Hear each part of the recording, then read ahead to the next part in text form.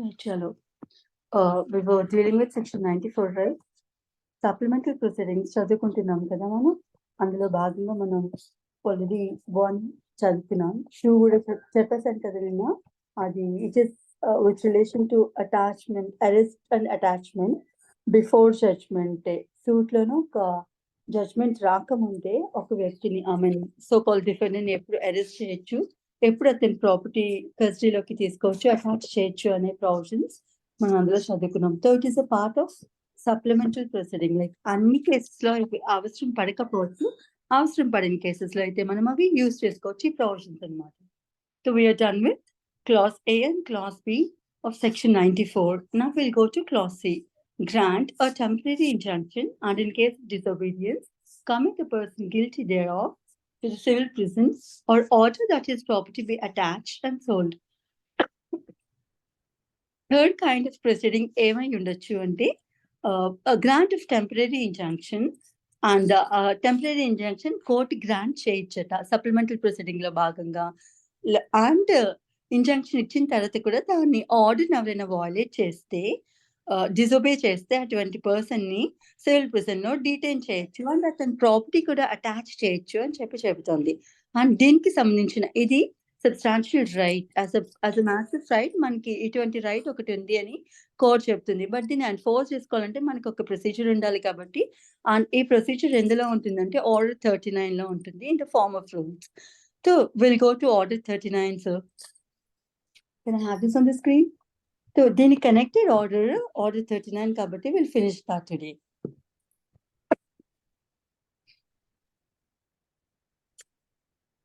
Chalo, before here just I'll give a brief introduction of this temporary injunctions. Injunction ante emiti manandariki telusu. Injunction is nothing but order of a court directing a person to do or not to do something. ఒక పని చేయమని కానీ చేయొద్దని కానీ court ఇచ్చిన order ఏమైతే ఉంటుందో అటువంటి దాన్ని మనం ఇంజంక్షన్ కింద కన్సిడర్ చేయొచ్చు అనమాట. Right. And the purpose of injunction ఏమిటి అంటే ఎదుటి వ్యక్తికి హాని కలగకుండా, అతని ప్రాపర్టీకి కానీ అతని లీగల్ రైట్ కి కానీ హాని కలగకుండా ప్రొటెక్ట్ చేయడానికి ఈ ఇంజంక్షన్స్ అనే ఒక రైట్ ఈ కోడ్ మనకి కల్పించింది అనమాట. సో ఇంజంక్షన్స్ చాలా రకాలు ఉంటాయి. అందులో ఒక పని చేయమని కనుక ఆర్డర్ చేస్తే అది we call it a mandatory injunction అనమాట. కంపల్సరీ ఆ పని చేసే తీరాలని చెప్పి కోర్ట్ డైరెక్ట్ చేస్తే దాన్ని మ్యాండేటరీ ఇంజంక్షన్ అంటారు. అండ్ ఒక ఇంజంక్షన్ పర్మనెంట్ ఫామ్ లో ఇస్తే అంటే for ever it has to be obeyed and followed, అటువంటి నేచర్ తో ఉండిన ఇంజంక్షన్ ఇస్తే దాన్ని మనం పర్మనెంట్ ఇంజంక్షన్ అంటాం. లేదు ఒక ఆర్డర్ ఇస్తుంది కోర్ట్, అది ఎంతవరకు రిటైన్ అవుతుందంటే ఇంకా ఫర్దర్ ఆర్డర్స్ ఇచ్చే వరకు, కోర్ట్ ఇంకొక ఫర్దర్ ఆర్డర్ ఇచ్చే వరకు అది కంటిన్యూ అవుతుంది, లేదంటే దాన్ని వెకేట్ చేసే వరకు అది కంటిన్యూ అవుతుంది. అటువంటివన్నిటిని మనం టెంపరరీ ఇంజంక్షన్ అని పిలుస్తాం అనమాట. దాన్ని we call it in other language, legal language లో దాన్ని మనం ఇంట్రిమ్ ఇంజంక్షన్ అని కూడా పిలుస్తాం. Interim injunction or interim relief. Interim అనే పదానికి అర్థం ఏమిటంటే ఒక ప్రొసీడింగ్ ఇనిషియేట్ చేసిన దగ్గర నుంచి ఆ ప్రొసీడింగ్ ఎండ్ అయ్యేదాకా ఆ మధ్య టర్మ్ ఏమైతే ఉంటుందో దాన్ని ఇంటరిమ్ అంటాం. సో ఈ టెంపరరీ ఇంజంక్షన్ అటువంటి పీరియడ్ కడుగుతాం కాబట్టి మనం దాన్ని ఇంటరిమ్ ఇంజంక్షన్ అని కానీ ఇంటరిమ్ రిలీఫ్ అని కానీ పిలుస్తాం. ప్లీజ్ మీరు మైక్స్ చెక్ చేసుకొని మ్యూట్ చేసుకోండి ప్లీజ్. రైట్. నథింగ్ ఎల్స్, అది డిస్ట్రాక్ట్ అయిపోతుంది, అంతకు మించి ఏం కాదు. So coming about temporary injunction చెప్పాను. దాన్ని ద పేరు title it self indicates that injunction will remain for a certain period. అది ఎంత పీరియడ్ వరకు రిటైన్ అవుతుందంటే కోర్ట్ మళ్ళీ ఒక స్పెసిఫిక్ పీరియడ్ వరకు వర్తిస్తుంది ఇంజంక్షన్ అంటే అంతవరకు వర్తిస్తుంది, లేదా కోర్ట్ మళ్ళీ ఫర్దర్ గా దానికి సంబంధించిన ఏదైనా ఆర్డర్ ఇష్యూ చేసేంత వరకు అది చెల్లుబాటులో ఉంటుంది అనమాట. Why is this preferred ante general ga we file for permanent injunction only. As a matter of right, మనం permanent injunction ke file చేసుకుంటాం. అంటే permanent injunction డీల్ చేసే ప్రొవిజన్ ఏముంటుందంటే section 37 of specific relief act. అందులో చెప్తారు specific relief act లోని section 37 provide చేస్తుంది మనకి that we have two kinds of reliefs, and one of it is being permanent injunction, the other being temporary injunction. Permanent injunction కోసం provisions అంతా specific relief act లోనే ఉంటాయి.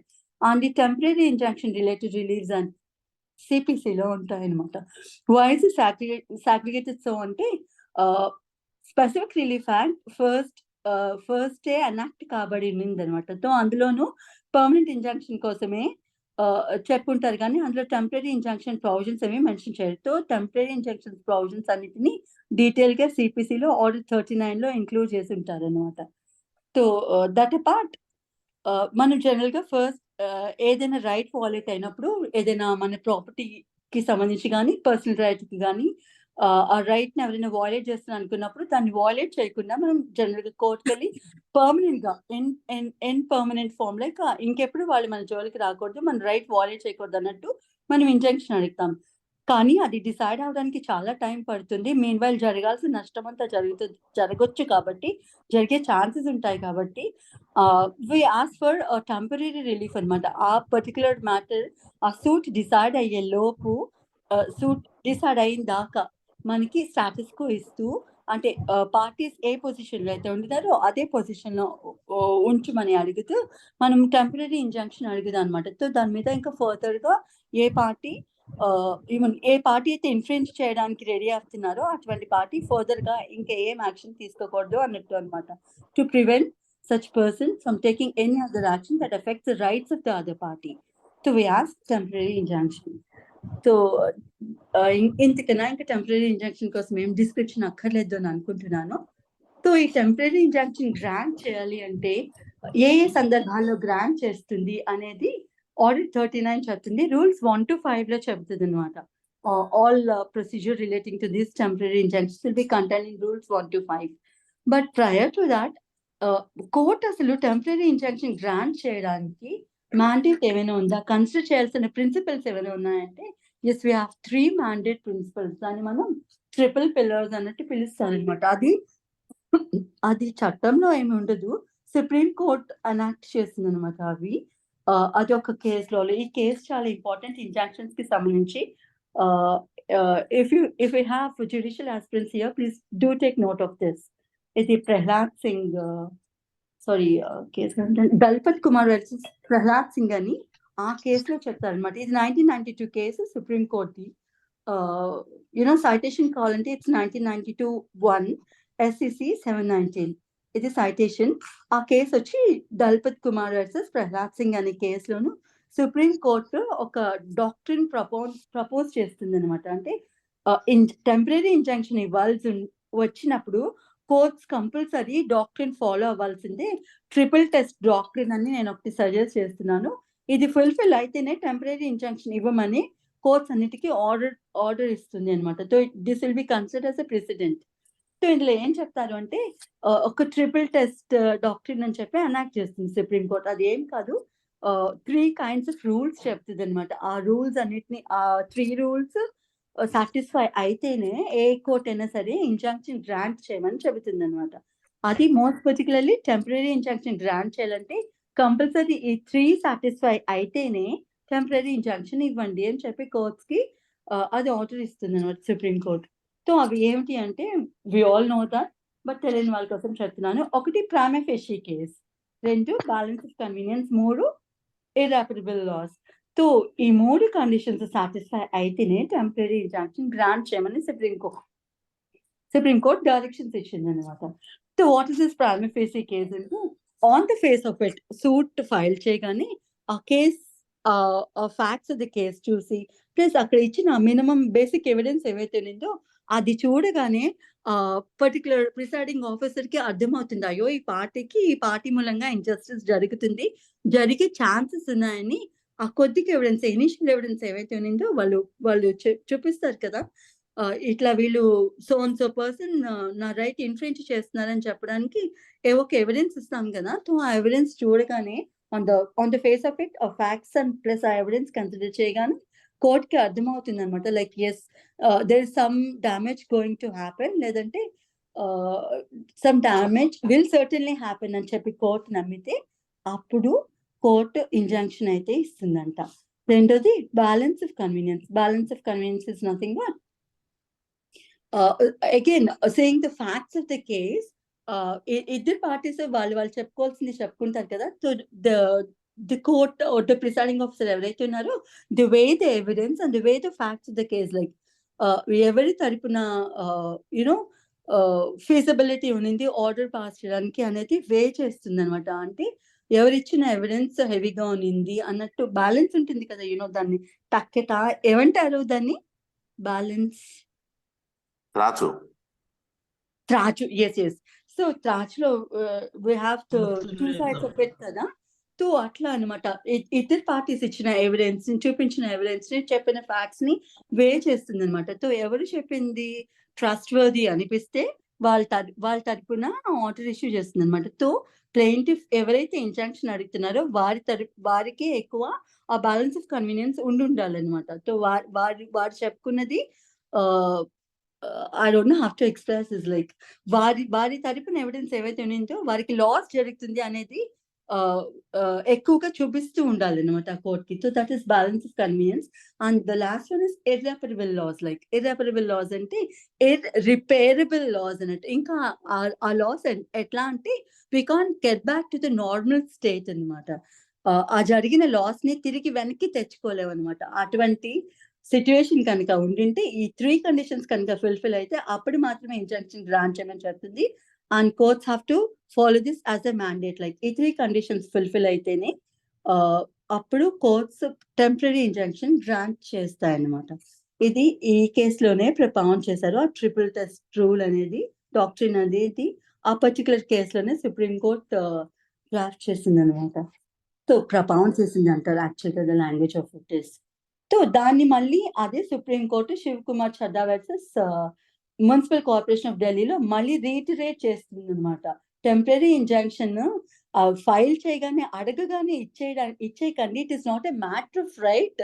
అది ఇవన్నీ verify చేసి ఈ 3 కండిషన్స్ ఫుల్ఫిల్ అయితేనే ఇస్తాము. And it is absolutely the description of the court. కానీ పార్టీ యొక్క రైట్ కాదు, as a matter of right వాళ్ళు అడగడానికి ఉండదు. నాకు ఇంజంక్షన్ ఇచ్చేస్తే నాకు లాస్ జరుగుతుంది అని చెప్పి as a matter of right అడగడానికి లేదు. కోర్ట్ అన్ని వే చేసిన తర్వాత ఈ 3 కండిషన్స్ ఫుల్ఫిల్ అయితే and then court if it deems fit like yes temporary injunction ఇవ్వాలి అని చెప్పి కోర్ట్ భావిస్తే అప్పుడు మాత్రమే కోర్ట్ గ్రాంట్ చేస్తుంది. So it is a discretionary power of the court అని చెప్తుంది. సో అగైన్ మళ్ళీ డిస్క్రిప్షన్ ఆఫ్ కోర్ట్ వదిలేసాం కదా అని అది విమ్స్ అండ్ ఫ్యాన్సీస్ కి బిహేవ్ చేయడానికి లేదు. ప్రాపర్ గా సర్కమ్స్టాన్సెస్ అన్నిటిని వే చేసి ప్రాపర్ జడ్జ్మెంట్ ఇవ్వమని చెప్పి సుప్రీం కోర్ట్ ఈ పర్టికులర్ కేసులో మళ్ళీ డైరెక్షన్స్ ఇస్తుంది అనమాట. So these are the 2 important cases relating to temporary injunction, right? And second citation ఒకసారి ఇచ్చేస్తారా? సైటేషన్ మా okay. Shivakumar Chadha versus municipal corporation of Delhi.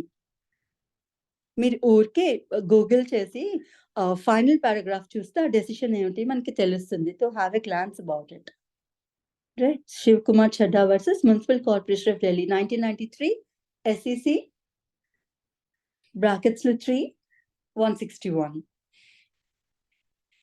Right? Judicial aspirants అయితే టెంపరరీ ఇంజంక్షన్ కోసం అడిగితే మాత్రం ఈ 2 కేసెస్ డెఫినెట్ గా రాయాల్సి ఉంటుందండి. Okay,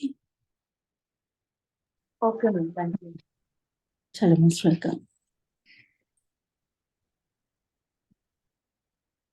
hello, now we'll go to order 39. like ఏ కేసెస్ లోను కోర్టు టెంపరరీ ఇంజంక్షన్ గ్రాంట్ చేయొచ్చు అనేది ఆర్డర్ 39 లో రూల్స్ 1 to 5 లో చెబుతారు. రూల్ 1 చెబుతుంది, I'll read the rule for you. Where in any suit it is proved by affidavit or otherwise. A suit లో అయినా సరే ప్లెయింటిఫ్ affidavit ద్వారా కానీ ఇంకితర ఏ సోర్స్ ద్వారా కానీ ప్రూవ్ చేయగలిగితే ఏవని that any property in dispute in a suit is in danger of being wasted, damaged or alienated by any party to the suit or wrongfully sold in execution of a decree. ఏం చెప్తున్నారు? Dispute లో ఉండిన property ఏమైతే ఉన్నిందో అది ఎంత danger లో ఉన్నిందంటే దాన్ని concern defendant waste చేస్తారని కానీ, డ్యామేజ్ చేస్తారని కానీ, లేకపోతే ఎలినేట్ చేసేస్తారని కానీ. ఎలినేట్ చేయడం అంటే ఓనర్షిప్ ఇంకెవరికైనా ఇచ్చేసేయడం అనమాట. ఎలినేట్ చేస్తారని కానీ కోర్ట్ ని కనుక నమ్మిస్తే అప్పుడైతే టెంపరరీ ఇంజంక్షన్ అయితే కోర్ట్ గ్రాంట్ చేయొచ్చట. Or wrongfully sold in execution of decree. ఒక డిగ్రీని ఎగ్జిక్యూట్ చేస్తున్నప్పుడు కూడా రాంగ్ఫుల్ గా దాన్ని అమ్మేస్తున్నారని తెలిసినప్పుడు కూడా So the right person who is holding that property can approach the court and ask for temporary injunction అన్నమాట. So clause B లో చెప్తుంది that the defendant threatens or intends to remove or dispose of his property with a view to defrauding his creditors. ఏ వ్యక్తి మీద అయితే ఈ injunction suit file అయినందో we being defendant అతను ఏం చేస్తున్నారంటే అతని పేరు మీద ఉన్న ప్రాపర్టీ ఏమైతే ఉన్నిందో ఆ ప్రాపర్టీని తీసేస్తున్నారు లేదంటే డిస్పోజ్ ఆఫ్ చేయడానికి ట్రై చేస్తున్నారు. తీసేయడం is in relation to movable property, dispose of చేయడం is in relation to immovable property. So ఆ డిఫెండెంట్ కి ఉండిన మూవబుల్ ప్రాపర్టీ కానీ ఇమ్మూవబుల్ ప్రాపర్టీ కానీ క్రెడిటర్స్ కి అప్పు చెల్లించాల్సి వస్తుందనే కారణంతోనూ వాళ్ళని మోసం చేయడానికి వాళ్ళని అవాయిడ్ చేయడానికి వాళ్ళ నుంచి ఆ లైబిలిటీ అవాయిడ్ కావడానికి వారు ఆ ప్రాపర్టీ అమ్మేస్తున్నారు అనుకోండి. ఆ సందర్భంలో కూడా ప్లేంటిఫ్ కోర్టుకి వెళ్ళి టెంపరరీ ఇంజంక్షన్ అడగచ్చు అనమాట. రైట్. లో చెప్తున్నారు that the defendant threatens to dispossess the plaintiff or otherwise cause injury to the plaintiff in relation to the property in dispute in the suit. A property అయితే dispute లో ఉందో అటువంటి property నుంచి plaintiff ని డిస్పోసెస్ చేయడానికి try చేస్తారు. అంటే బయటికి గెంటేస్తున్నారు ప్లేంటిఫ్ ని, లేదా ఇంకెత్ర ఏదైనా ఇంజురీ కలుగ చేయడానికి ట్రై చేస్తున్నారు ఆ ప్రాపర్టీకి సంబంధించి, లేదంటే ఆ ప్రాపర్టీకి సంబంధించిన ఏమైనా రైట్స్ ఉండుంటే ప్లేంటిఫ్ కి అటువంటి రైట్ కి సంబంధించి అదేమైనా ఇన్ఫ్లుయెన్స్ చేయడానికో లేకపోతే దానికి డ్యామేజ్ కలుగజేయడానికో ట్రై చేస్తుంటే, లేదంటే డిఫెండెంట్ ని ఆ ప్రాపర్టీ నుంచి గెంటేయడానికో ప్లేంటిఫ్ ని డిఫెండెంట్ ఆ ప్రాపర్టీ నుంచి బయటికి నెట్టేయడానికి ట్రై చేస్తుంటే అటువంటి సందర్భంలో కూడా కోర్టుని అప్రోచ్ అయ్యి ఇంజంక్షన్ అడగొచ్చు అని చెప్తున్నారు. సో ఈ 3 సందర్భాల్లో కోర్టు టెంపరరీ ఇంజంక్షన్ గ్రాంట్ చేసేట.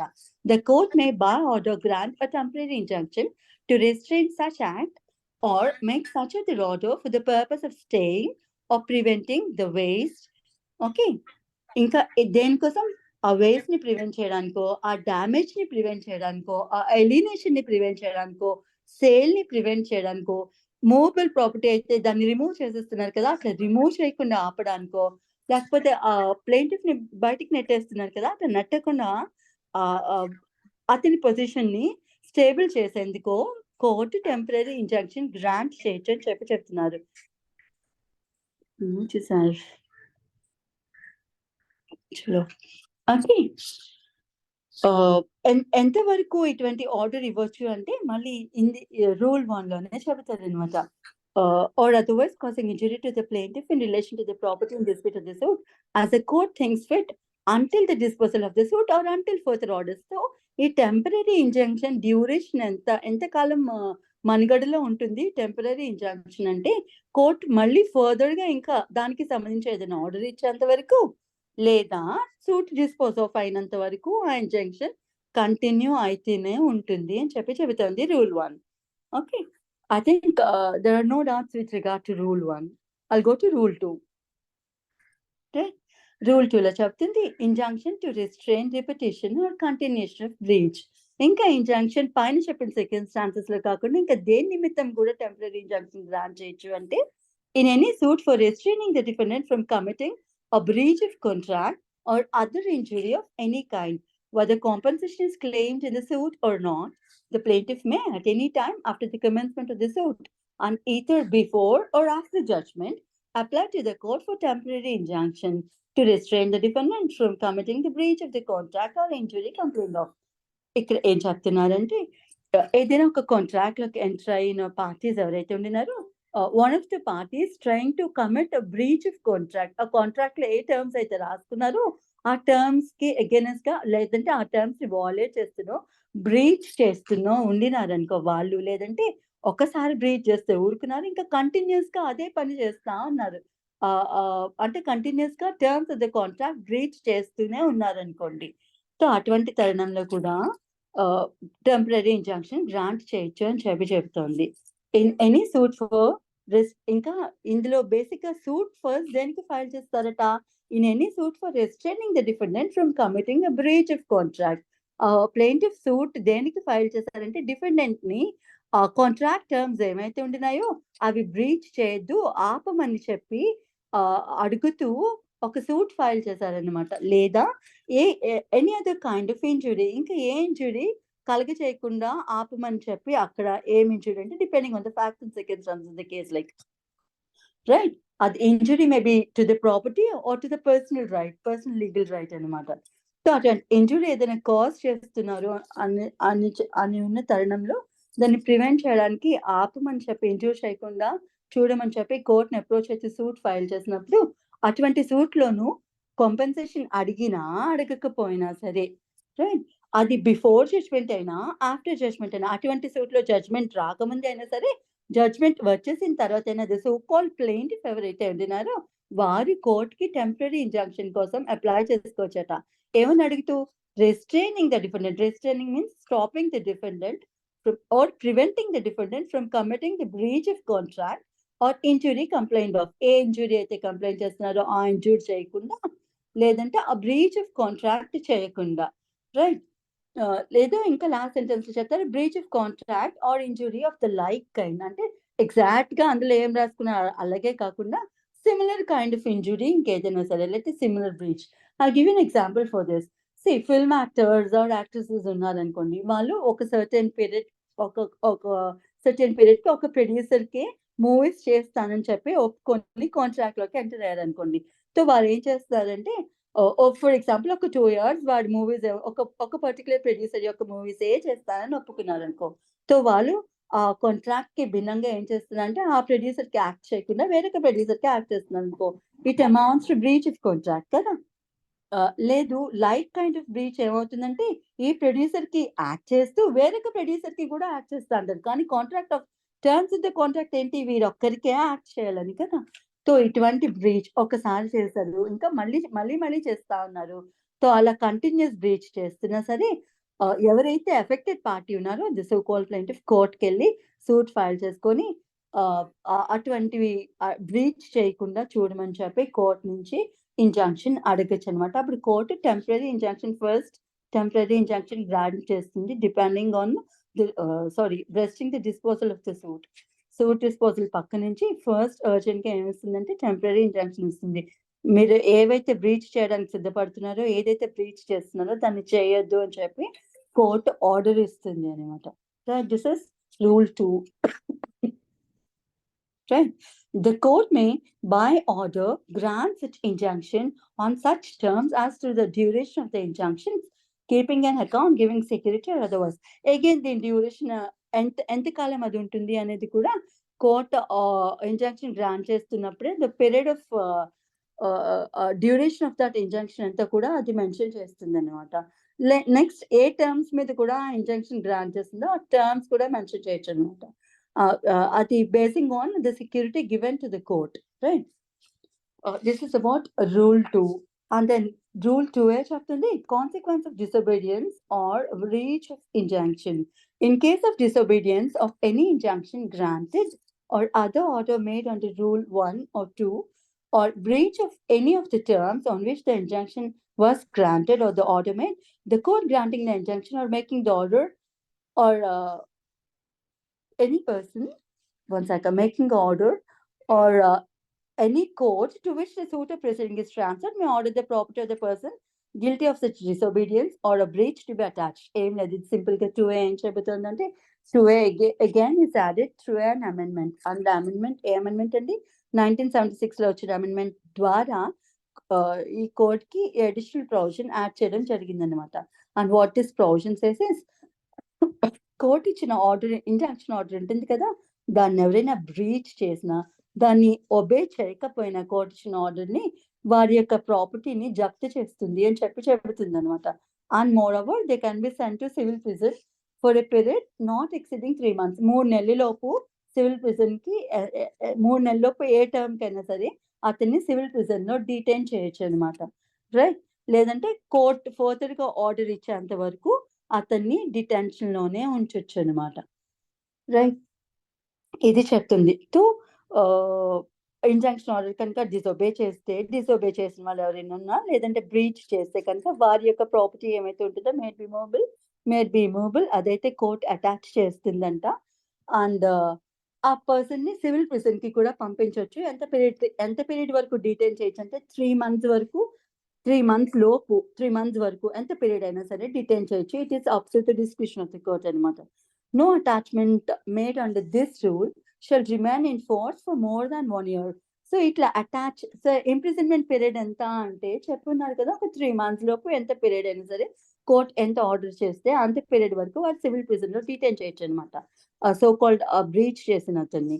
నెక్స్ట్ ఇంకా అటాచ్ చేసిన ప్రాపర్టీ ఉంటుంది కదా, అటాచ్మెంట్ ఎంత కాలం వరకు అటాచ్మెంట్ లో ఉంటుందో ఆ ప్రాపర్టీ అట్లానే ఉంటే 1 year కి మించి ఉండడానికి లేదట.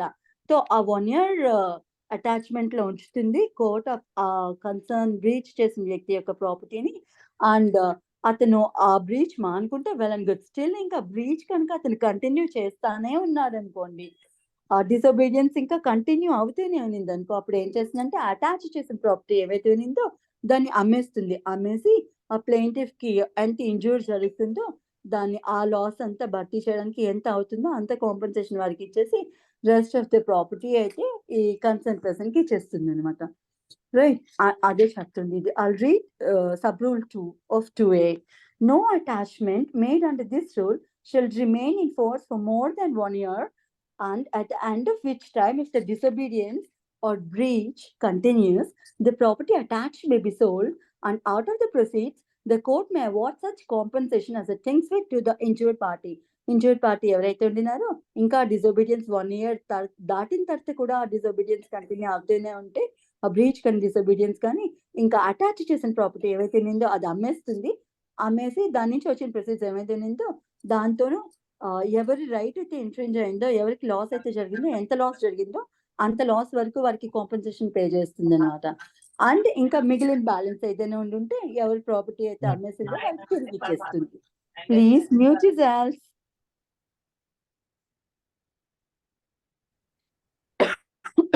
Right. This is about rule 2A. Right. Coming to the rule 3, before granting injunction, the court to direct notice to the opposite party.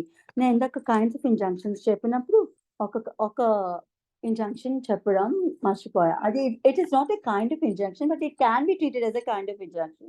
Though the law doesn't particularly mention it as a kind of injunction. Mandatory injunction అంటే ఏంటో చెబుతుంది, prohibitory injunction అంటే ఏంటో చెప్తుంది. Prohibitory injunction is nothing but ఒక వ్యక్తిని ఒక పని చేయొద్దు అని చెప్పి ఆర్డర్ చేస్తే అది ప్రొహిబిటరీ ఇంజంక్షన్ అవుతుంది. ఒక వ్యక్తిని ఒక పని కంపల్సరీగా చేయాలి అని ఆర్డర్ చేస్తే అది మ్యాండేటరీ ఇంజంక్షన్ అవుతుంది. And depending on the period permanent injunction, అది టెంపరరీ ఇంజంక్షన్ అని కూడా తెలుస్తుంది.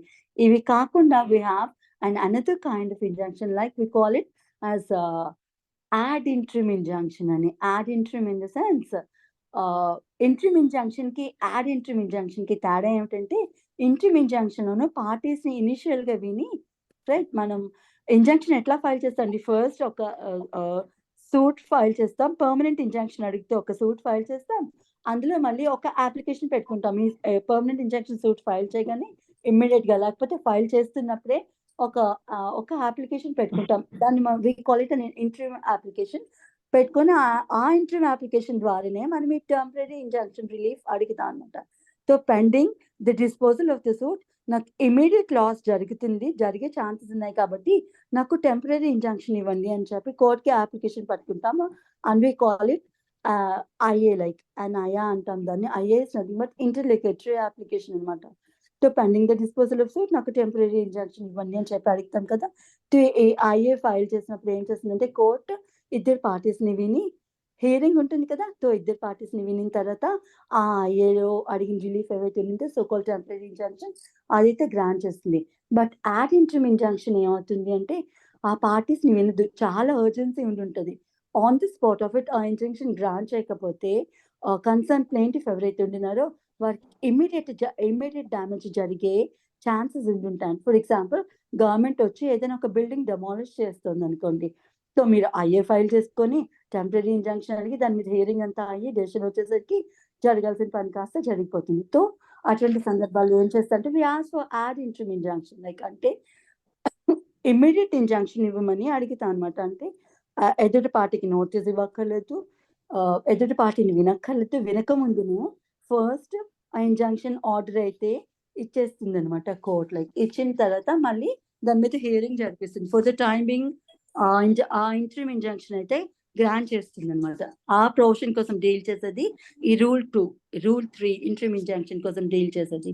Before granting injunction, the court to direct notice to the opposite party.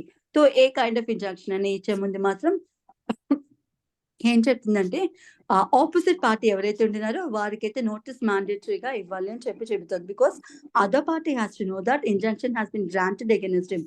ఆ పని చేయమనో చేయొద్దనో వారికి కోర్టు ఆర్డర్ చేసిన సంగతి వారికి తెలియాలి కాబట్టి, అండ్ వారిని విని వారు ఏం చెప్పుకుంటున్నారో వారు వినాలి కాబట్టి the court has to follow the principle of natural justice called audi alteram partem కదా.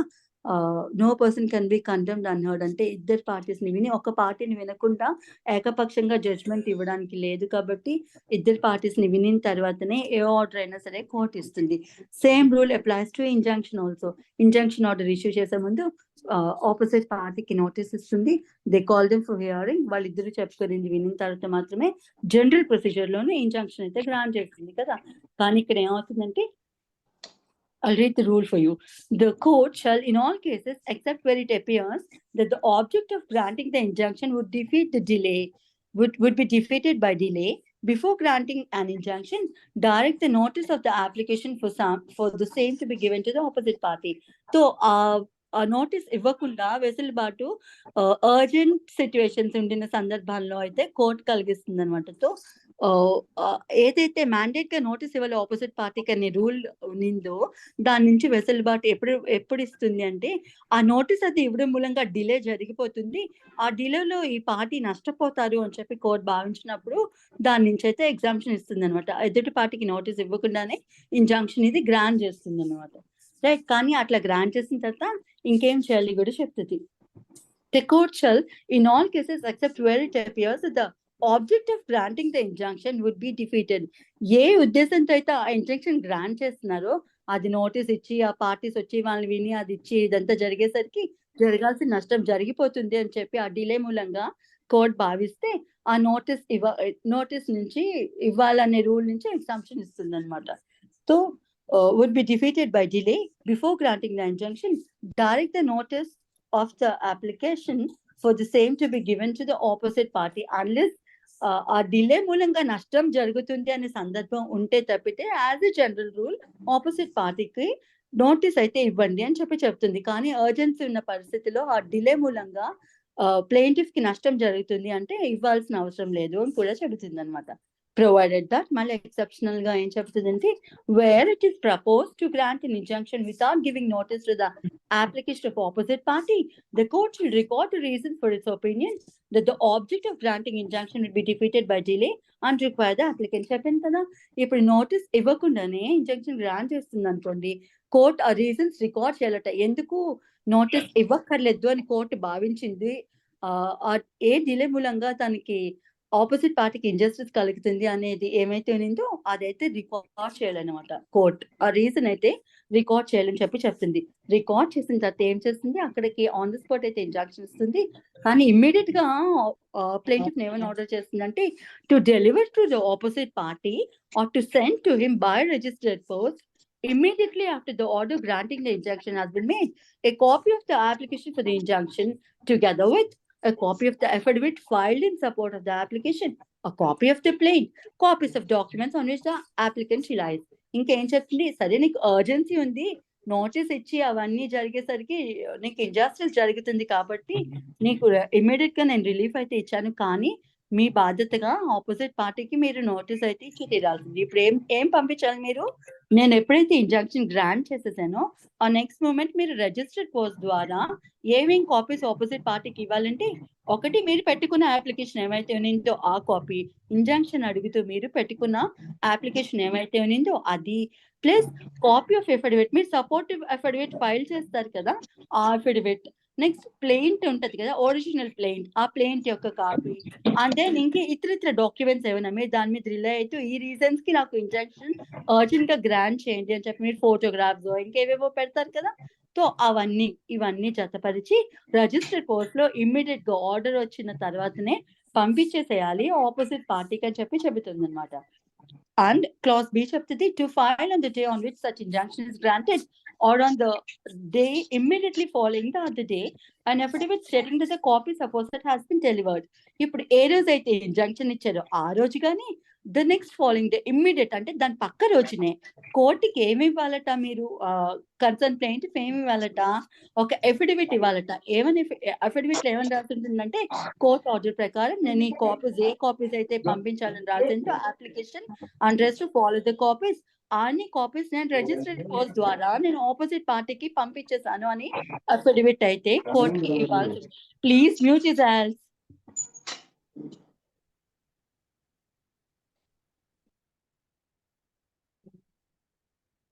చంద్రశేఖర్ గారు మీరు కూడా ప్లీజ్. రైట్. సో ఇట్లా కాపీస్ అయితే నేను రిజిస్టర్డ్ పోస్ట్ ద్వారా ఆపోజిట్ పార్టీకి పంపించేశాను అనే అఫిడవిట్ అయితే అదే రోజు ఇంజంక్షన్ పాస్ అయిన తర్వాత అదే రోజు ఏది ఇవ్వాలట, లేదంటే ఇమ్మీడియట్లీ ద నెక్స్ట్ డేనే ఇవ్వాలట. రైట్, అదే చెబుతోంది ఇది. To deliver to the opposite party or to send to him by register post immediately after the order granting the injunction. Order వచ్చిన మరుక్షణం immediately after the order granting the injunction has been made, a copy of application they ఒక copy of affidavit application తో పాటు supportive affidavit ఇస్తాం కదా, ఆ affidavit next plain copy ఒకటి, ఇంకేమైనా డాక్యుమెంట్స్ మీరు సపోర్టివ్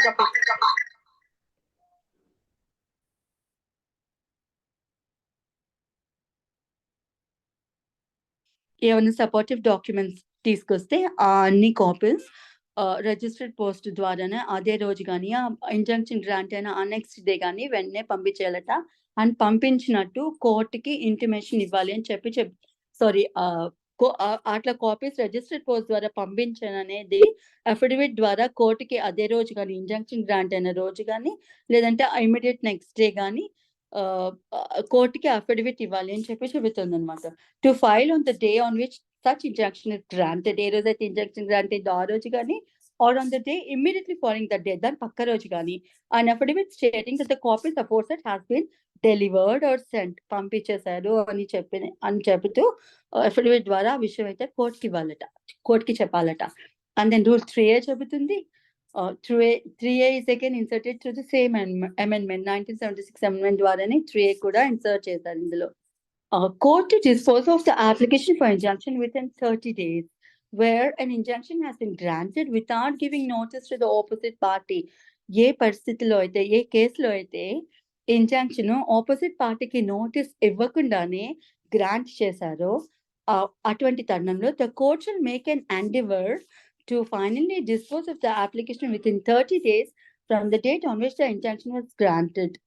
సో ఇది మనకి ఇందాక ఇచ్చింది ఏముంది, యాడ్ ఇంట్రిమ్ ఇంజంక్షన్ కదా. మనకి పైన చెప్పుకునింది మనం యాడ్ ఇంట్రిమ్ ఇంజంక్షన్ కోసం మాట్లాడుతున్నాం. అక్కడ ఏ హీరింగ్ జరగలేదు, అర్జెన్సీ ఉంది కాబట్టి అర్జెంట్ గా ఆ ఇంజంక్షన్ అయితే ఎదుటి పార్టీకి తను ఏం చెప్పుకోవాలో అది వినకుండా ఆ పార్టీకి ఆపర్చునిటీ ఇవ్వకుండానే ఇంజంక్షన్ గ్రాంట్ చేసేసింది కదా.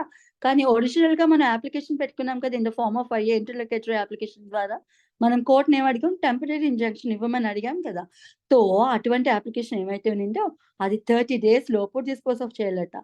ఏ కేసులో అయితే యాడ్ ఇంజంక్షన్ గ్రాంట్ చేసిందో, ఏ పార్టీకి అయితే నోటీస్ ఇవ్వకుండా ఇంజంక్షన్ గ్రాంట్ చేసిందో అటువంటి తరుణంలోనూ 30 days లోపు ఒరిజినల్ ఏమైతే ఉందో ఆ ఇంట్రిమ్ అప్లికేషన్ ఏమైతే ఉందో దాన్ని 30 days లోపు డిస్పోజ్ ఆఫ్ చేయాలి అని చెబుతుంది అన్నమాట. Where an injunction has been granted without giving notice to the opposite party, the court shall make an endeavor, shall try to the fullest extent to finally dispose of the application within 30 days. This application is nothing but the interlocutory application asking for temporary injunction. So that application has to be disposed of within 30 days from the date on which the injunction was granted.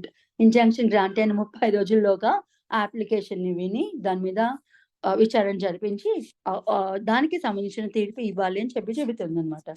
And where it is unable to do so, it shall record its reasons for such inability.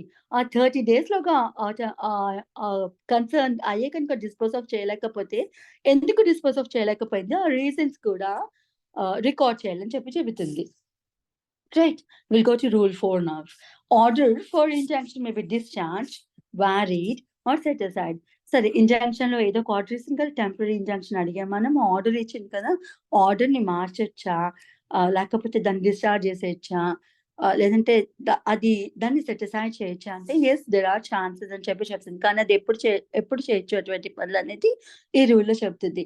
An order for an injunction may be discharge varied అంటే మార్చడం అంట, మార్పులు చేర్పులు ఏమైనా చేయాల్సి వస్తే order లోను చేయొచ్చు అనమాట. లేదా కంప్లీట్ గా సెటిసైడ్ చేసేయచ్చు ఆర్డర్ ని by the court on application made thereto by the party dissatisfied with such order.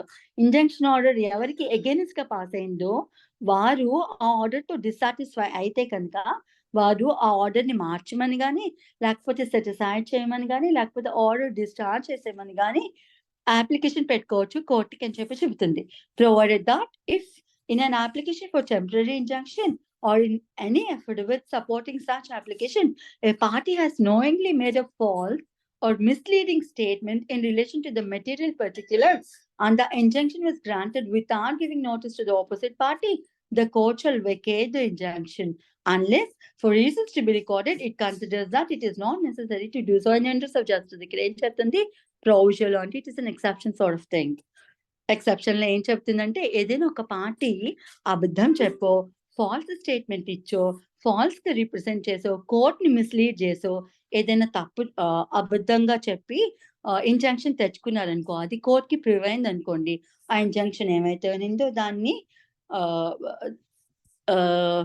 I don't know what you call it in Telugu again, రద్దు చేయడం మేడం, వెకేట్ చేయడం. రద్దు, ఎస్ వెకేట్ అంటే దాన్ని యాప్ట్ వర్డ్ ఇంగ్లీష్ లో అయితే vacate, తెలుగులో అయితే దాన్ని పనికి రాకుండా చేస్తుంది. ఆ ఆర్డర్ ఇంకా ఎన్ఫోర్సబుల్ కాదనమాట, రద్దు చేస్తుంది యాజ్ యూ సెడ్, అట్లా అన్నమాట. సో ఇంకా ఫర్దర్ గా ప్రొవిజన్ ఏం చెబుతుందంటే, లేదు అది రద్దు చేయకుండా అటువంటి సందర్భంలో కూడా ఒకవేళ అది రద్దు చేయలేదు అనుకోండి, ఏంటి ఒక పార్టీ అబద్ధం చెప్పినా, కోర్టుని మిస్లీడ్ చేస్తూ ఏదైనా స్టేట్మెంట్ రాసినా అఫిడవిట్ లోను అయినా సరే ఆ పర్టికులర్ టెంపరరీ ఇంజంక్షన్ ఆర్డర్ ఏమైతే ఉందో దాన్ని రద్దు చేయకుండా అట్లనే కంటిన్యూ చేస్తుంది అనుకోండి, సస్పెండ్ చేయకుండా ఉంచింది అనుకో అటువంటి ఆర్డర్ ని, ఎందుకు సస్పెండ్ చేయలేదు అటువంటి ఆర్డర్ అనేది రద్దు చేయలేదు అనే దాన్ని కూడా దానికి రీజన్స్ కోర్ట్ అయితే రికార్డ్ చేసే ఉంచాలట, రైట్?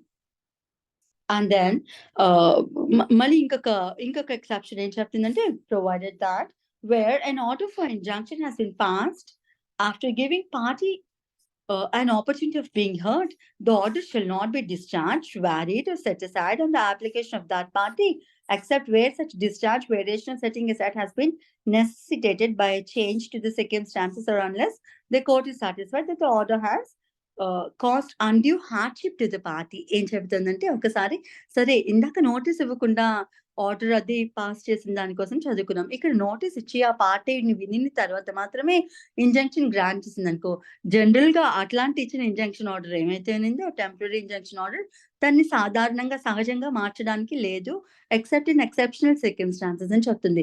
ఆ ఎక్సెప్షనల్ సర్కమ్స్టాన్సెస్ ఏంటంటే, ఏ సర్కమ్స్టాన్సెస్ ని బేస్ చేసుకొని, ఏ సర్కమ్స్టాన్సెస్ మూలంగా ఈ ప్లేంటిఫ్ కి డ్యామేజో ఇంజరీయో జరుగుతుంది అని భావించి అది ఇంజంక్షన్ గ్రాంట్ చేస్తుందో అటువంటి సర్కమ్స్టాన్సెస్ ఇప్పుడు ప్రివేల్ అవ్వట్లేదు అనుకోండి, అప్పుడు ఆ ఇంజంక్షన్ అది రద్దు చేయొచ్చు, లేదంటే అందులో టర్మ్స్ ఏమైతే ఉండినాయో కండిషన్స్ కానీ ఆర్డర్ కానీ ఏమైతే ఉండిందో అందులో కొంచెం మార్పులు చేర్పులు చేయొచ్చు అని చెప్తుంది అనమాట. సో ఇక్కడ మెయిన్ గా ఇష్యూ ఏమిటి అంటే, కన్సిడర్ చేయాల్సిన పాయింట్ ఏమిటి అంటే, ఇంజంక్షన్ ఇస్తున్నప్పుడు ఏవే సర్కమ్స్టాన్సెస్ అయితే ప్రివేల్ అవుతున్నాయో అలాంటి సర్కమ్స్టాన్సెస్ తర్వాత ప్రివేల్ అవ్వకపోతే ఇంజంక్షన్ ఆర్డర్ మార్చొచ్చు అని చెప్తుంది. Otherwise res judicata applies to temporary injunctions. ఆ కండిషన్స్ మారకుండా అట్లనే ప్రివేల్ అవుతూ ఉన్నంత కాలం టెంపరరీ ఇంజంక్షన్ మీద కూడా రెస్ జ్యుడికేటా అప్లై అవుతుంది. కానీ రెస్ జ్యుడికేటా ఎప్పుడు అప్లై కాదు అంటే ఆ సర్కమ్స్టాన్సెస్ లో వేరియేషన్స్ ఉండినప్పుడు అప్పుడు ఆ టెంపరరీ ఇంజంక్షన్ లో ఉండిన ఆర్డర్ ఏవైతే ఉండిందో దానికి సంబంధించిన మార్పులు చేర్పులు ఏమైనా కోర్టు చేయొచ్చు అని చెబుతుంది అనమాట, right? This is about the changes in the order of temporary injunction. ఎప్పుడు చేయొచ్చు ఎప్పుడు చేయకూడదు అనేది రూల్ 4 చెప్తుంది అనమాట. So is is clear? Yes, madam. Okay, now we'll go to rule 5. Injunction to corporation binding on its officers. ఏం చెప్తుందంటే, corporations ఉంటాయి కదా, అటువంటి కార్పొరేషన్స్ కి ఇచ్చిన ఇంజంక్షన్ ఆర్డర్ ఏవైతే ఉంటుందో, కార్పొరేషన్స్ కి అగైనెస్ట్ గా ఇచ్చిన ఇంజంక్షన్ ఆర్డర్ ఏవైతే ఉంటుందో అటువంటివి ఆ కార్పొరేషన్ వర్క్ చేసిన ఆఫీసర్స్ మీద కూడా వర్తిస్తాయి అని చెప్తుంది అనమాట. అంటే సో కాల్డ్ టెంపరరీ ఇంజంక్షన్ ఏమైతే ఉందో అది కార్పొరేషన్ మీద ఇచ్చింది కదా, నేను లయబుల్ కాదని ఆఫీసర్ ఏమైనా పర్సనల్ గా ప్రొసీడ్ అయ్యి ఆ పార్టీకి ఏమైనా ఇంజూర్ చేయడానికి ట్రై చేస్తారేమో. అట్లా కాదు, కార్పొరేషన్ కి ఇస్తే దాని అర్థం ఏమిటంటే ఆఫీసర్స్ మీద, ఆ కార్పొరేషన్ తరపు వర్క్ చేస్తున్న ఆఫీసర్స్ ఎవరైతే ఉన్నారో వారికి కూడా ఇంజంక్షన్ ఆర్డర్స్ వర్తిస్తాయి అని చెప్తున్నారు. So even they are the officers are not suppose to commit the breach or disobedience of such injunction order anamata ante cheptundi, right? This is about temporary injunctions and I think I could make this clear, though with constraint Yes, to madam. akina. Okay. So ఇక్కడ మెయిన్‌గా consider చేయాల్సిన ఇంకొక thing ఏముంటుందంటే rule 1 either party of the సూట్‌కి వర్తిస్తుందండి. So injunction ఏ పార్టీకైనా, ఇప్పుడు ప్లెయింటిఫ్ అయినా అడగొచ్చు ఇంజంక్షన్, డిఫెండెంట్ అయినా అడగొచ్చు. కానీ ఇక్కడ రూల్ 2 కంపల్సరీ డిఫెండెంట్‌కి అగైన్స్ట్‌గా మాత్రమే. డిఫెండెంట్ ఏమైనా బ్రీచ్ చేస్తున్నా, డిఫెండెంట్ ఏమైనా ఇంజూర్ చేస్తున్నా అతని చర్యలకి అగైన్స్ట్‌గా ఇవ్వడం కోసం చెప్పేది రూల్ 2, రైట్?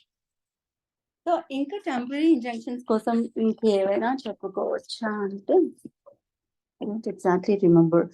ఎస్, ఈ టెంపరరీ ఇంజంక్షన్ థర్డ్ పార్టీకి అగైన్స్ట్ గా వర్తిస్తుందా అంటే మోస్ట్ ఆఫ్ ది సర్కమ్స్టాన్సెస్ లో థర్డ్ పార్టీకి టెంపరరీ ఇంజంక్షన్స్ వర్తించు. అంటే those who are not party to the injunction వాళ్ళకి అగైన్స్ట్ గా అయితే ఇంజంక్షన్ వర్తించదు. కానీ if any such third parties affected by such injunction వాళ్ళు కోర్టుకు వచ్చి ఇది నా గ్రీవియన్స్ అని చెప్పుకుంటే ఆ ఇంజంక్షన్ ఆ థర్డ్ పార్టీ మీద కూడా వర్తిస్తుంది అని చెప్తారనమాట. అండ్ అంటే మోస్ట్లీ ఇంజంక్షన్ ఎవరికి అగైన్స్ట్ ఇవ్వచ్చు అంటే ఏ పార్టీ అయితే డ్యామేజ్ కాజ్ చేస్తుందో, ఇంజురీ కాజ్ చేస్తుందో డెఫినెట్ గా ఆ పార్టీకి అగైన్స్ట్ గానీ ఇస్తారు. కానీ those are not party to a suit కి అగైన్స్ట్ గా ఇంజంక్షన్ ఇవ్వరు. సో ఆ థర్డ్ పార్టీస్ కి వర్తించదు. కానీ థర్డ్ పార్టీస్ కి ఎప్పుడు వర్తిస్తుంది అంటే even they are involved in the issue అనుకున్నప్పుడు, ఎయిదర్ యాజ్ అగ్రీవ్డ్ పార్టీ అయినా కావచ్చు, లేకపోతే సో కాల్డ్ ఇన్ఫ్రింజింగ్ పార్టీ ఎవరైతే ఉండినారో వారైనా కావచ్చు. సో అటువంటి సందర్భంలో మాత్రమే ఒక మూడవ వ్యక్తికి ఇంజంక్షన్ ఆర్డర్ ఏమైతే ఉందో అది వర్తిస్తుంది అని చెప్పింది. సో నేను చెప్పాను 3 ప్రిన్సిపల్స్ చెప్పాను. కంపల్సరీ టెంపరరీ ఇంజంక్షన్ గ్రాంట్ చేయాలంటే ఆ 3 ప్రిన్సిపల్స్ ఫుల్ఫిల్ అయితే మాత్రమే ఆ టెంపరరీ ఇంజంక్షన్ ఇస్తుంది, గ్రాంట్ చేస్తుంది కోర్ట్ అని చెప్పాను. And again granting a temporary injunction cannot be asked as a matter of right. It is only the discretion of the court. అది కూడా చూసుకున్నాం. ఇంకా ఆల్టర్నేటివ్ రెమెడీ ఉండినప్పుడు కూడా ఇంజంక్షన్ అడగొద్దు అని చట్టం చెబుతోంది అనమాట. For example we can go for an apple అనుకోండి. When you have remedy over there again you can't ask for immediate temporary injunction అడగడానికి లేదు అని చెప్పి అది కూడా చట్టమే చెబుతుంది అనమాట. లేదు మీకు ఇతరత్ర ఏమైనా రెమెడీస్ ఉన్నాయనుకో అప్పుడు కూడా మీరు ఇంజంక్షన్ అడగడానికి లేదు అని చెబుతుంది అనమాట. ఓకే. And nothing else. నేను almost I have covered all the things అండి. ఇంకా దీనికి సంబంధించి ఏం లేదు. Yes, and then one of the thing is injunction కి స్టేకి తేడా ఉందా అంటే ఎస్, అబ్సల్యూట్లీ. ఏదో అంటారు కదా, కోటి యోజనాల తేడా ఏదో ఉంది అని, అంత తేడా ఉంటుంది అనమాట. స్టేకి ఇంజంక్షన్ కి తేడా ఏమిటంటే స్టే కూడా ప్రొసీడింగ్స్ ఆపమని, ఇంజంక్షన్ కూడా సర్టెన్ థింగ్ చేయొద్దని అట్లనే అటువంటి ఆర్డరే ఇంక్లూడ్ అయి ఉంటుంది కదా. సో బట్ రెండు ఒకటేనా అంటే నో, స్టే వేరే, ఇంజంక్షన్ వేరే.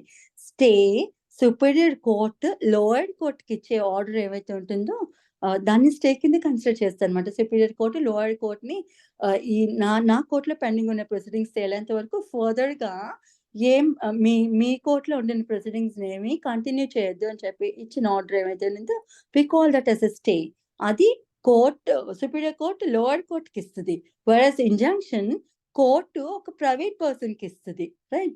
పార్టీ ఎవరైతే ఉండినారో ఆ పార్టీకి కోర్టు ఒక పర్సన్ కి ఇస్తుంది. దాన్ని we call it an injunction, right? And stay ఎప్పుడు ఎప్పుడు ఇంప్లిమెంటేషన్ లోకి వస్తుందంటే ఎప్పుడు ఆర్డర్, సుపీరియర్ కోర్ట్ ఆర్డర్ ఎప్పుడైతే లోయర్ కోర్ట్ కి రీచ్ అవుతుందో, కన్సర్న్ కోర్ట్ కి రీచ్ అవుతుందో అప్పుడు మాత్రమే స్టే ఆ నిమిషం నుంచి వ్యాలిడిటీలోకి వస్తుంది అనమాట. కానీ ఇంజంక్షన్ అట్లా కాదు. ఇంజంక్షన్ పాస్ అయిన నెక్స్ట్ సెకండ్ నుంచి, ఆర్డర్ కోర్ట్ అనౌన్స్ చేసిన నెక్స్ట్ సెకండ్ నుంచి ఇంజంక్షన్ అమలులోకి వస్తుంది అనమాట. స్టే అట్లా కాదు, స్టే ఆర్డర్ కంపల్సరీ ఏ కోర్టుకి అయితే సుప్రీం కోర్ట్ స్టే ఇచ్చిందో ఆర్డర్ ఆ కోర్టు నుంచి ఈ కోర్టుకి రీచ్ అయిన తర్వాత, ఒఫీషియల్ గా రీచ్ అయిన తర్వాత మాత్రమే స్టే అమలులోకి వస్తుంది అనమాట. రైట్. ఇంకా we have to deal with this anti suit injunction అని. Anti suit injunction is nothing but multiple courts కి కనుక ప్యారలల్ జ్యూరిస్డిక్షన్ ఉంది.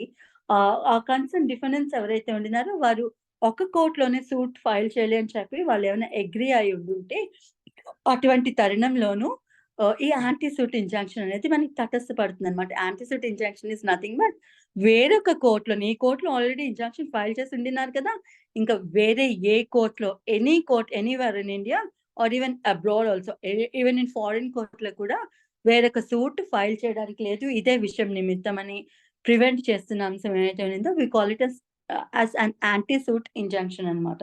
It restricts party to the suit or ఏదైనా సూట్ కానీ ప్రొసీడింగ్ కానీ ఏదైనా సరే దాని ముందు ఒక పర్టికులర్ కోర్ట్ ముందు ఏదైనా ఒక సూట్ కానీ ప్రొసీడింగ్ కానీ ఫైల్ చేస్తే అండ్ అది కాక మల్టిపుల్ కోర్ట్ ఇంకేదైనా కోర్టు అటువంటి సూట్ డీల్ చేసే అంశం కనుక ఉండుంటే ఇంకా ఇతరత్ర ఏ కోర్ట్స్ లో కూడా మీరు సేమ్ రిలేటెడ్ ఇష్యూకి సంబంధించి సూట్ ఫైల్ చేయొద్దు అని ఇచ్చిన ఆర్డర్ ఏమైతే ఉంటుందో దాన్ని యాంటీ సూట్ ఇంజంక్షన్ అని చెప్పి పిలుస్తారనమాట.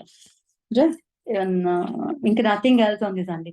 ఇంకా డీటెయిల్ గా చెప్పుకోవాలంటే if you go through concern text books ఉంటాయి కదా, అందులో ఇస్తారు మనకి ఏ సూట్స్ లోనూ ఇంజంక్షన్ గ్రాంట్ చేయొచ్చు, ఎప్పుడు గ్రాంట్ చేయొచ్చు, ఎప్పుడు గ్రాంట్ చేయకూడదు అనేది ఉంటుంది అనమాట.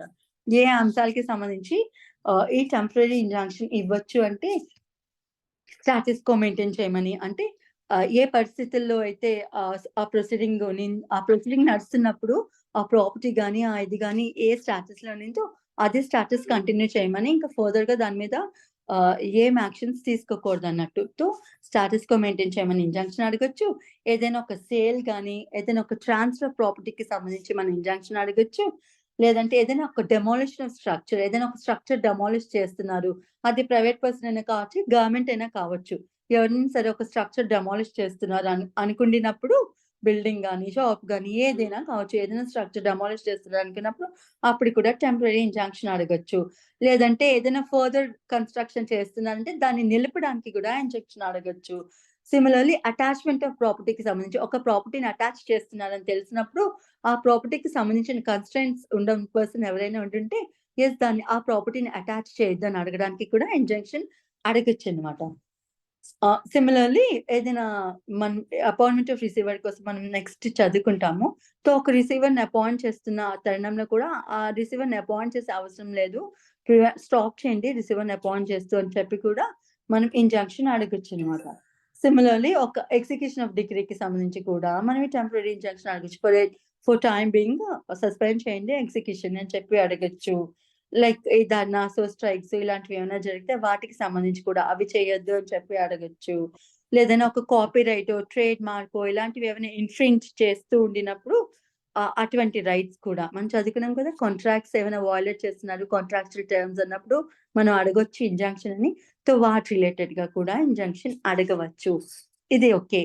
బట్ ఏ అంశాల్లోనే ఇంజంక్షన్ అడగకూడదు పెక్యులర్ గా చెప్పుకోవాలంటే ఏదైనా పబ్లిక్ మిస్చీఫ్ జరుగుతుంది అనుకోండి, దానికి సంబంధించి ఇంజంక్షన్ అంటే ఎవరో ఒక పబ్లిక్ కి సంబంధించిన ప్రాపర్టీ ఎవరో డ్యామేజ్ చేస్తున్నారో, లేకపోతే పబ్లిక్ పీస్ ఎవరో డిస్టర్బ్ చేస్తున్నప్పుడు ఎవరైనా కోర్టుకి వెళ్ళి ఇంజంక్షన్ అడగడానికి వెళ్తుంటే అబ్బాయి మీరు ఇంజంక్షన్ ఫైల్ చేయొద్దని అనడానికి లేదనమాట. రైట్.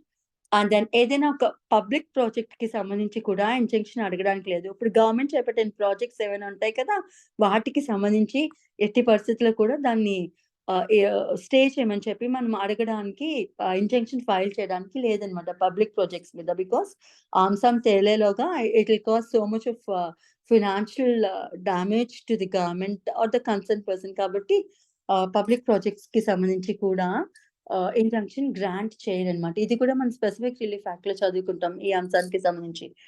నెక్స్ట్ ఇట్లా ఏమైనా కాంట్రాక్చువల్ లయబిలిటీస్ ఉన్నాయనుకోండి, అవి కూడా అంటే పర్సనల్ కాంట్రాక్చువల్ లయబిలిటీస్ ఉన్నాయనుకో, అవి పర్ఫామ్ చేయమని అడుగుతూ కూడా మనం ఫైల్ చేయడానికి. ఫర్ ఎగ్జాంపుల్ ఒక సింగర్ పాట పాడతారని కాంట్రాక్ట్ లోకి ఎంటర్ అయ్యాను అనుకో, వారు పాడలేడు అనుకో, చచ్చినట్టు పాడించండి అతని చేత అని చెప్పి అడుగుతూ లేకపోతే అతని పాడొద్దనో చెప్పో మనం ఇంజంక్షన్ అడగడానికి లేదనమాట. It again depends on the facts and circumstances of the case. Like అది దేనికి సంబంధించి అనేది మనం చూసి దాన్ని బట్టి. Next against filing criminal prosecution. ఒక వ్యక్తి మీద క్రిమినల్ కేసు ఏది ఫైల్ చేయకూడదు అని ఇంజంక్షన్ కూడా తీసుకోవడానికి లేదనమాట.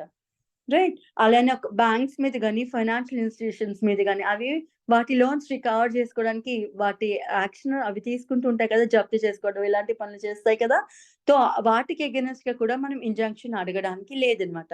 సిమిలర్లీ ఎడ్యుకేషనల్ ఇన్స్టిట్యూషన్స్ కి ఎగెనెస్ట్ గా, అలానే లెజిస్లేటివ్ ప్రొసీడింగ్స్ ఉంటాయి కదా, కన్సర్న్ లెజిస్లేచర్, స్టేట్ లెజిస్లేచర్ కానివ్వండి, లోక్సభ కానివ్వండి, అక్కడ ఏమైనా ప్రొసీడింగ్స్ జరుగుతుంటే వాటిని నిలిపివేయమని అడిగితే కూడా మనం ఇంజంక్షన్ అడగడానికి లేదు. చాలా పర్టికులర్ గా చెప్పుకోవాలంటే ఇంతనే ఇవి. Right.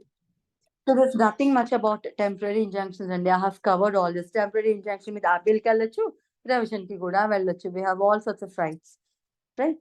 This is about temporary injunction. ఇది ఒక సప్లిమెంటరీ ప్రొసీడింగ్ అన్నట్టు. ఇది what's the time now? 6:41. If you're okay, ఒక 5-10 minutes లో నెక్స్ట్ పోర్షన్ కూడా చెప్పేస్తాను. And that is to make any such other pardon. ఒకసారి పోలీస్ ఎయిడ్ గురించి చెప్పరా మేడం? అర్థం కాలేదండి, మళ్ళీ అడిగరా? Police aid madam. పోలీస్ ఇది out of subject madam. Police aid అదే ఇంజంక్షన్ వయలేట్ చేస్తే పోలీస్ ఎయిడ్ అడగచ్చునా? Yes madam. Yes, you can go for it అండి. అంటే మనం సేమ్ కోర్ట్ని అడుగుతాం పోలీస్ ఎయిడ్ ప్రొవైడ్ చేయమని, బికాస్ ఇంజంక్షన్ వయలేట్ చేస్తున్నారు అదర్ వ్యక్తులని. ఇఫ్ ద కోర్ట్ పర్మిట్స్, ఆ కోర్ట్ నుంచి ఆర్డర్ తీసుకుని వెళ్ళి కన్సర్న్ పోలీస్ స్టేషన్ లోను మీరు అది చూపించి పోలీస్ ని ఎయిడ్ అడగచ్చు అనమాట. సో పర్సన్స్ ఇట్లా ఇంటర్ఫీర్ అవుతున్నారు నా ప్రాపర్టీతోనే, సహాయానికి రండి అని చెప్పి మీరు కన్సర్న్ పోలీస్ ని అడగచ్చు. రైట్.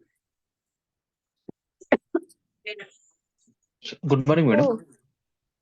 గుడ్ మార్నింగ్ అండి, చెప్పండి మేడం కేసు లా చెప్పాలి మేడం. ఫస్ట్ కేసు లా 1992 ఒకటి, 1993 ఒకటి మేడం. ఓకే, గుడ్, చెప్తానండి.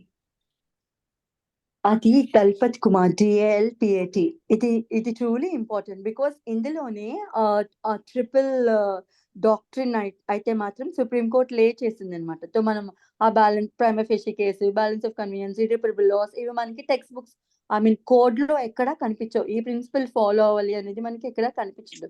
1992లోనే సుప్రీంకోర్టు ఈ డాక్ట్రిన్ డ్రాఫ్ట్ చేసింది అనమాట. And that cases Dalpat Kumar, DALPAT, Dalpat Kumar versus Prahlad Singh, PRAHLAD, Prahlad Singh.